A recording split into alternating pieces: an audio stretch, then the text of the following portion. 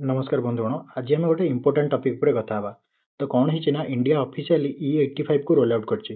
तो जून 5 जो दिन आम वर्ल्ड एनवायरनमेंट डे थिला से दिन आम हरदीप सिंह पुरी जी की पेट्रोलियम मिनिस्टर से E85 को रोल आउट कले। आउ जो E85 टा एटा नॉर्मल पेट्रोल ठारू 20 टका सस्तार मिलिबो।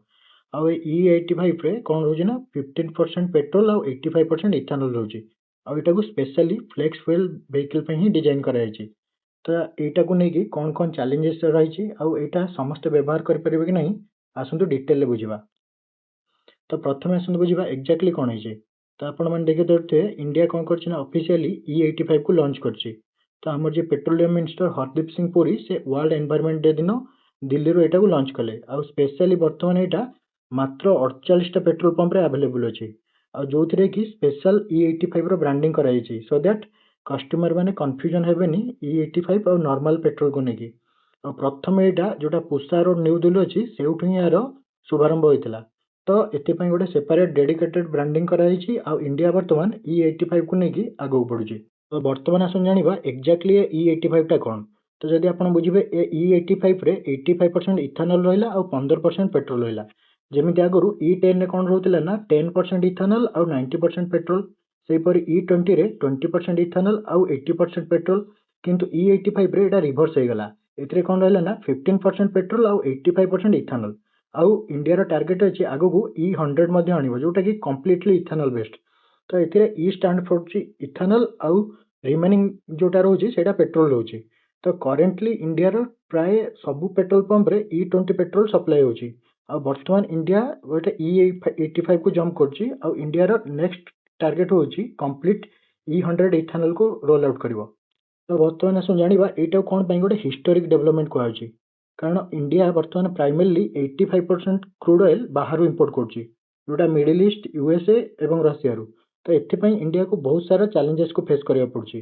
तो प्रथम चैलेंज गुडा होची हमरो गोटे फॉरेन एक्सचेंज रो आउटफ्लो बढ़ी जाउची। और ग्लोबल क्राइसिस जेतोले आछी सेतिरे हमर इंडिया रो गोटे ऑयल शॉक बा ऑयल प्राइस बदो बढ़ुची। और कंप्लीटली डिपेंडेंट रहउचंती हमें मिडिल ईस्ट रो सप्लाई चेन सहित जेमती एबे स्ट्रेट ऑफ हॉर्मुज ब्लॉक अच्छी से इंडिया रे ऑयल प्राइस हु बढ़ुची। और बर्तमान से करेन्ट अकाउंट डेफिसिट प्रेसर अच्छी। तो एथिरे कौन होइछि ना इंडिया चाहूँगी गोटे डिपेंडेंसी रिड्यूस करने जो मिडिल ईस्ट बा अन्य सब रिसोर्स माने से फोकस करुछि इथानॉल रोल आउट पई। तो गवर्नमेंट एथिपाई E85 को गोटे दी पटु देखुछि। गोटे होछि प्रथम होछि एनर्जी सिक्योरिटी मेजर सेकेंड रे गोटे एनवायरमेंटल पई एटा मध्ये सेफ्टी। तो बर्तमान आसतु ये जो E85 आ पछर इकोनॉमिक्स टा बुझिबा। तो कौन होइछि ना बर्तमान जदि आपण देखिबे E85 रो प्राइस रहिछि मात्र 80 टंका। आ एटा डिक्लेयर कराई जे एटा पेट्रोल ठारू 20 टका सस्तार मिलिबो। जदि आपण देखिबे तो दिल्ली रे बर्तमान पेट्रोल प्राइस रहिछि 102 टंका और E85 रो प्राइस रहिछि मात्र 82 टंका 12 पैसा। तो एठी गोटे मेजर डिफरेंस देखिबे मिलुछि 20 टका पर लिटर जोटा कि much cheaper than regular petrol. सेतिपाई ये जो इकोनॉमिक्स टा गोटे पेट्रोल रे जो आमे पैसा खर्च करथिले 20 टका सेव मध्ये करि परिबा बोली कहउछि। तो एटा कोन पई एते चीपर। तो आपण माने अज्यूम करथिबे कि इथानॉल रे ओटा होछि इथानॉल प्रोड्यूस बा एथिरे जो खर्चटा बहुत कम सेतिपाई एटा पेट्रोल ठारू बहुत सस्ता। किंतु आपण जदि रियलिटी देखिबे रियलिटी बहुत डिफरेंट। कारण गवर्नमेंट इंटेंशनली गोटे डिस्काउंट दोछि सो दैट पीपल मानको बा नागरिक मानको एनकरेज करि परिबो जे इथानॉल व्यवहार करंतु। तो आउ गोटे जिनस रोची इथानॉल जो एनर्जी कंटेंट अच्छी सेटा पेट्रोल अपेक्षा कम सेतिपाई एथिरे आपण देखि परिबे प्राइस डिफरेंस। आउ जो पेट्रोलियम मिनिस्टर मध्ये कहिसंती जे स्पेशली जे लोक मानको एनकरेज करा जाउची आपण फ्लेक्स फ्यूल व्हीकल यूज करंतु सो दैट आपण E85 यूज कले आपनको भलो माइलेज मिलिबो। तो बर्तमान ए सब पई इथानॉल को प्रिफर कराउची। एबे आसन देखिबा एटा ड्राइवर्स बा कार ओनर मानको केमती इंपैक्ट करची। सपोज आपण गोटे पेट्रोल गाड़ी चलाउचंती जे कि 1 लिटर पेट्रोल रे 20 किलोमीटर माइलेज देखाए। आउ सही केस रे जेतोले आपण E85 यूज करिवे तो आपनकर माइलेज कमी जिवो। एथिरे केते ना 20 टू 30% डिफरेंस आसीबो। तार मेजर कारण होची जे E85 बा इथानॉल गोटे लोअर एनर्जी डेंसिटी रो तो सी पेट्रोल परिका हाई एनर्जी दे परिबो नै सेति पई आपनकर माइलेज कमी जिवो। तो एबे सबुठ मुख्य प्रश्न उठुची कोन आपण सत्तरे मनी सेव करि परिबे। तो एटा को बुझिया गले हमकु 3-3टा सिनेरियो देखिया पड़िबो। तो प्रथम सिनेरियो होची आपण पेट्रोल व्यवहार करचंती। तो पेट्रोल लीटर पिछा होची 102 टंका आ ता माइलेज दोची 20 किलोमीटर पर लीटर। आउ जदि आपण देखिबे पर किलोमीटर आपण 5 टका पड़ुची। सेही केस रे जदि आपण E85 यूज करिवे तार लीटर होची 82 टंका आउ माइलेज देव 16 किलोमीटर। तो ये आप पर किलोमीटर गोटे 5 टଙ୍କା 12 पैसा पड़ुची। जदि आप एक्चुअल कस्ट सेविंग कथा कहे तो यहाँ विभिन्न फैक्टर डिपेंड कर। तो सेटा प्रथम फैक्टर हूँ वेहिकल डिजाइन केमती, सेकेंड एनर्जी एफिशिएंसी केमती रोची, आउ ड्राइविंग कंडीशन कौन, तापर सबू पर आसुची इथानल प्राइसिंग। तो आपन जो देखिए ये जो एक्चुअल मनी सेविंग फैक्टर कथा कहूँ यहाँ सब गुड़ा विभिन्न प्रकार फैक्टर ऊपर डिपेंड कर। तो सेते दूर यहाँ मनी सेविंग हम ना। तो बर्तमान क्वेश्चन होची जदि एटा मनी सेविंग हम ना तो E85 को गवर्नमेंट कौन पे इम्पोज करची, आमे कौन पे व्यवहार करबा। तो गवर्नमेंट रो ऑब्जेक्टिव एटी पूरा क्लियर। तो यहाँ से चीपर फ्यूल पे दौना। तो गवर्नमेंट रो टार्गेट रोची प्रथम होची एनर्जी सिक्योरिटी, सेकेंड होची लोअर क्रूड ऑयल इंपोर्ट करबा, आ फार्मर मानकर वेलफेयर, देन रिड्यूस एमिशन जो प्रदूषण को मुक्त करने पई, आ तापर आछि development of a domestic biofuel industry. तो यही सब फैक्टर गुड़िया गवर्नमेंट यहाँ प्रमोट और एनकरेज करुच्ची सो दैट इंडिया रो क्रूड ऑयल इंपोर्ट कमिजिव, आ फार्मर मानकर वेलफेयर आ डोमेस्टिक बायोफ्यूल इंडस्ट्री गोटे बूम करिवो। तो एबे आसन देखिबा ए जो इथानलटा एटा कोथरु प्रस्तुत होउची आ कोनठु आछि। तो इंडिया रो मेनली जो इथानल प्रोडक्शन सेटा प्रथमतः आखु बा सुगर केन होइताय, आउ एटा सबुठु बड़ सोर्स। आ तापरे आसे मोलासिस, सेकेंड रे आछि एटा होउची गोटे by product of sugar manufacturing, जोटा कला तरल पदार्थ थाए सेटा को हमें मोलास कहू। तापरे आछि मक्का। तो गवर्नमेंट मध्ये एनकरेज करछि जे मक्का प्रोडक्शन रु इथानल को तैयार करिया पई। जदि आपन पाखरे सरप्लस राइस होउची तो एफसीआई पाखरे जो बळका राइस गुडा बळी पडुची सेथरु मध्ये हमें इथानल तैयार करि परिबा। और सबु परे जो आपनकर डैमेज फूड ग्रेन्स जेमति कि भंगा चाउल, भंगा गहम, एथरु मध्ये हमें इथानल प्रोड्यूस करि परिबा। सो एटा गोटे फार्मर पई गोटे एडिशनल रेवेन्यू सिस्टम हेपारे आछि। तो सेतिपई गवर्नमेंट आको एनकरेज करछि। वर्तमान आसु जानिबा एथरु चासी माने केमति लाभ पाइबे। तो एठी मुख्य कथा होछि चासी माने जेतेबेले इथानल ब्रांडिंग हेइ नथिला सेमाने मुख्यतः फूड मार्केट, गवर्नमेंट प्रोक्योरमेंट आ सुगर मिल थाला तांकर सेउठु अर्निंग होतला। किंतु एबे कोन हला ना तांको पई गोटे एडिशनल जिंस आसिला जोटा कि बायोफ्यूल प्रोडक्शन। तो सेमानकर गोटे एग्रीकल्चर प्रोड्यूसटा बढ़ी जिवो और तापरे रूरल इनकम मध्ये बढ़ी जिवो। और नेक्स्ट जिंस आमर जोटा सुगर सरप्लस होतला सेटा मध्ये मैनेज हे जिवो। तो आ सहित गवर्नमेंट कोन करछि ना मेज बा मक्का कल्टीवेशन पई गोटे एनकरेज करछि so that ethanol blending easy हे परिबो। और सबुठु बड़ मेजर बेनिफिट होछि एनवायरनमेंट उपरे। तो इथानल कोन करे ना लोअर कार्बन एमिशन करे। तो एटा आ सहित गोटे रिन्यूएबल फ्यूल मध्ये। तो जेतेक CO2 बाहरिबो सेटा कोन करिवो ना हमर जो क्रॉप थिबो सेटा अब्जॉर्ब कर देबो।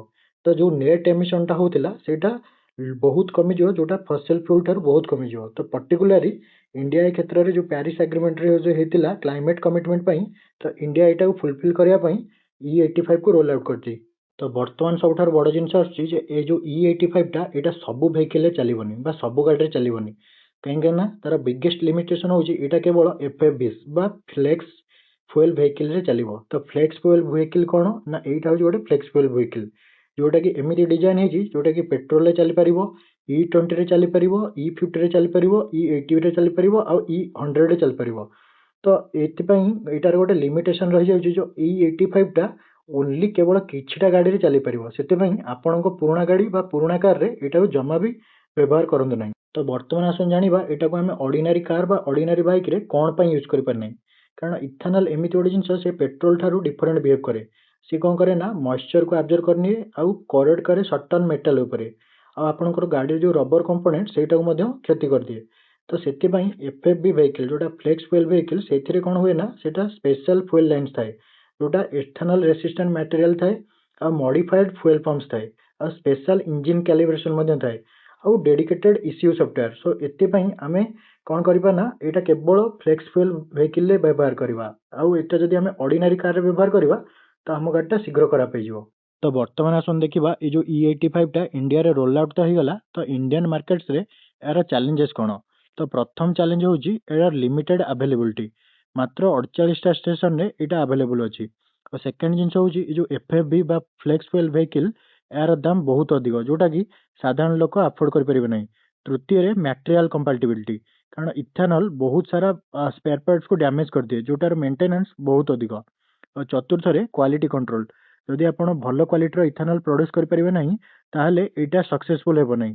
आउ फिफ्थ रे आछि आपनकर इंजन कैलिब्रेशन और R&D, आमको बेटर R&D करके better flex fuel vehicle produce करिया पड़िबो। आ नेक्स्ट होची पॉलिसी और मार्केट सपोर्ट। एथिपई गवर्नमेंट रो गोटे स्ट्रांग पॉलिसी और मार्केट मध्य गोटे सपोर्टिव होगा दरकार।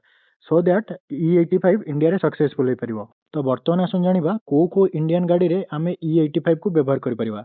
तो जदि आपण देखिबे ए जो FFV इकोसिस्टम इंडिया रे जस्ट स्टार्ट होउची आ सफिशिएंट गाड़ी नाही जोथिरे आमे E85 को पकै परिबा।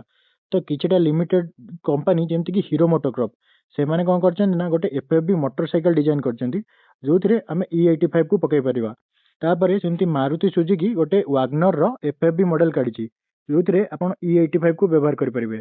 तो जदि आपण लार्ज देखिबे तो इंडिया रे FFV कार गुडाक बहुत संख्या रे आसी नै।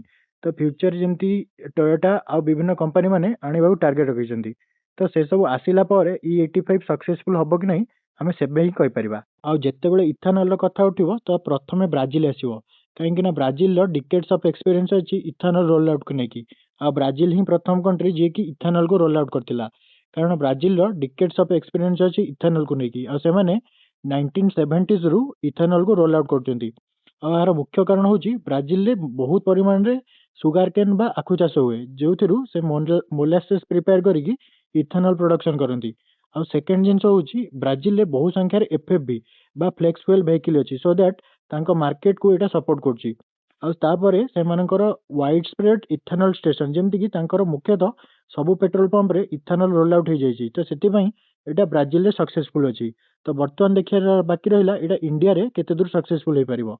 तो ଏହା ଉପରେ ଆପଣଙ୍କର ମତ କ'ଣ କମେଣ୍ଟ ସେକ୍ସନରେ ନିଶ୍ଚୟ ଜଣାନ୍ତୁ। ଜୟ ଜଗନ୍ନାଥ।